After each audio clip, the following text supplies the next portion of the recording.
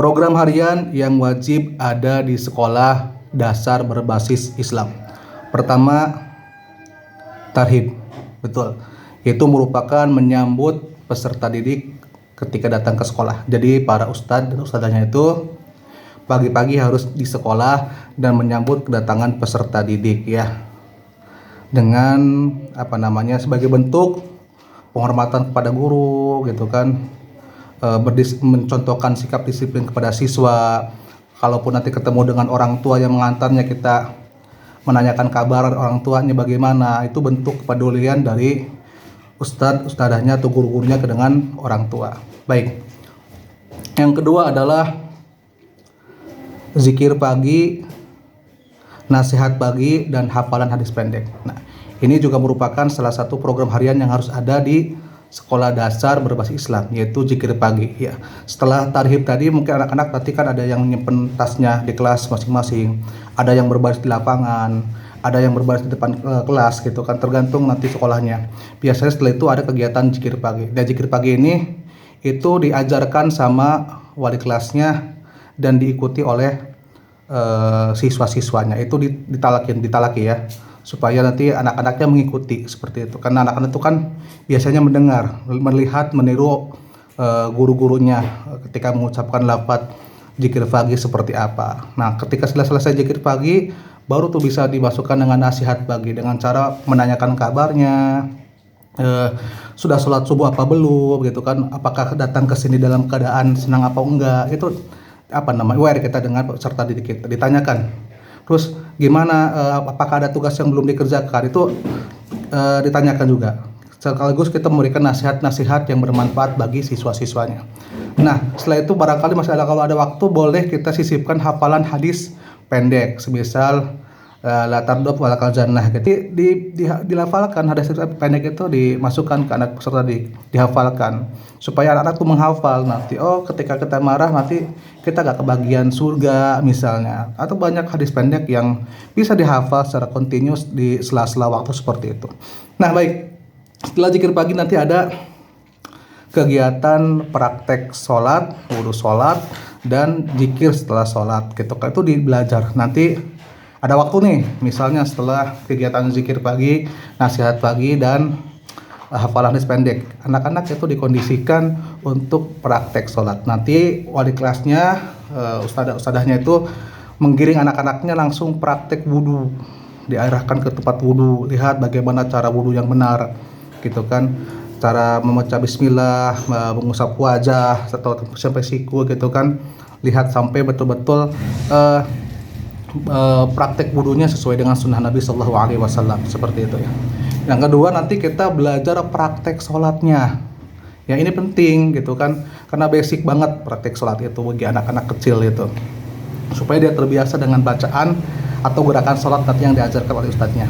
Nah, karena mungkin sesuai dengan waktu sholat duha ya, berbarengan dengan waktu sholat duha. Jadi kita tidak belajar sholat duhanya, enggak, kita belajar pas berbarengan mungkin dengan waktu sholat duha. Sampai dikenalkan ke anak-anak juga bahwa ada salah satu waktu sholat di antara waktu yang lain namanya waktu sholat duha. Cuma kita nggak belajar sholat duhanya, kita belajar praktek sholatnya pas berbarengan dengan waktu duha. Nanti belajar nih misalnya anak-anak laki-laki diangkat salah satunya untuk menjadi imam di depan.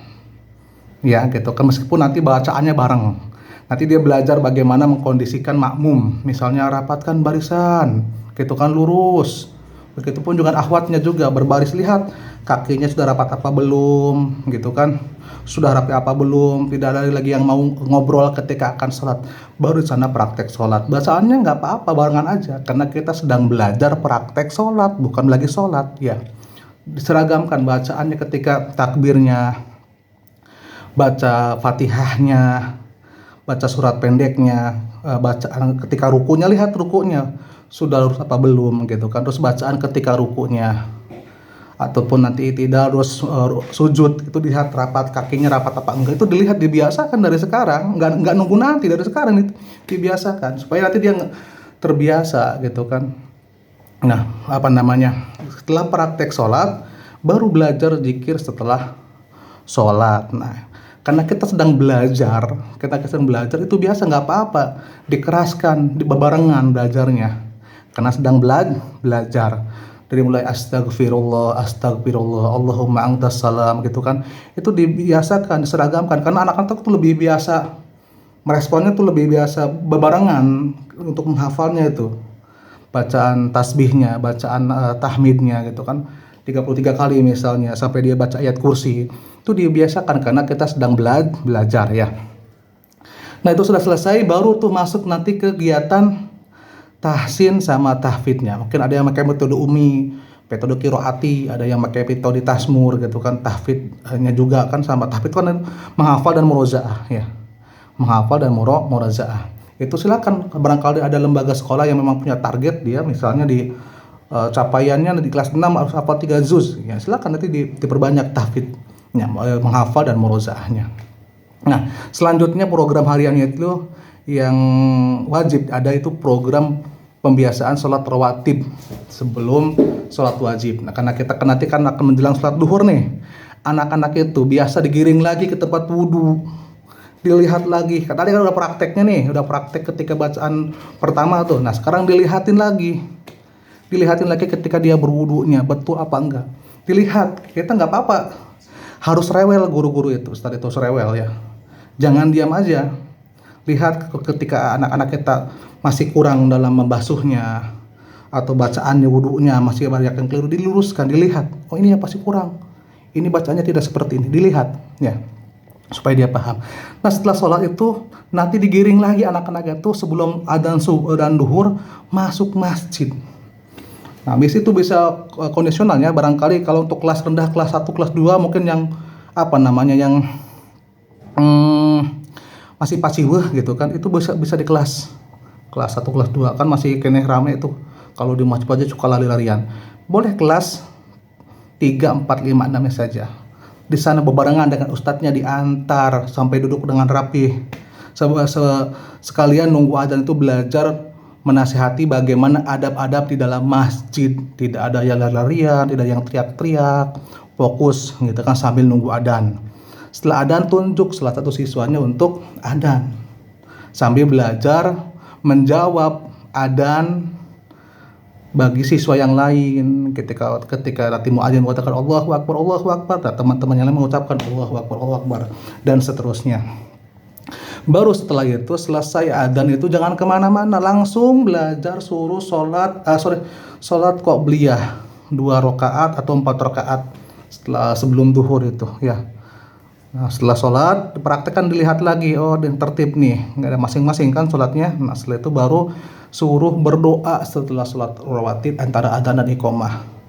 Jangan ada aktivitas lain lagi selain berdoa, membaca doa kepada Allah Ta'ala. Baru ikutan qomat, baru sholat duhur dipimpin sama ustadznya.